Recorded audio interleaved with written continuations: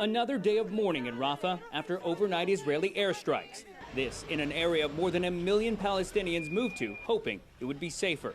Israel blames civilian casualties on Hamas for fighting in dense urban neighborhoods. They say there is safety in Rafah. There is no safety. It is only safe by God's side.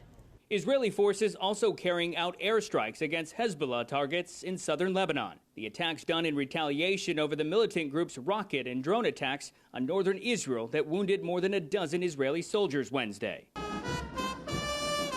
All of this happening as Iran warns Israel not to respond to their massive missile and drone attack over the weekend. If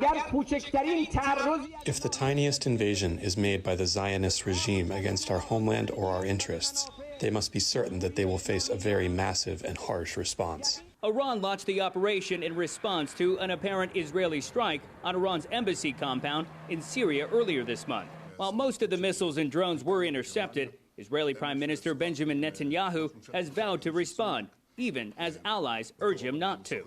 But it's clear the Israelis are making a decision to act. We hope they do so in a way that does as little to escalate this as possible. Meanwhile, back at home, the fight for international military aid continues. House Speaker Mike Johnson releasing the text for 3 bills that would provide a combined $95 billion for Ukraine, Israel, and allies in the Indo-Pacific region.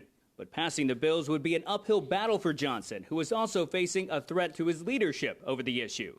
The House is expected to vote on the international aid bills this weekend. In Tel Aviv, Israel, Jeff Paul, Fox News.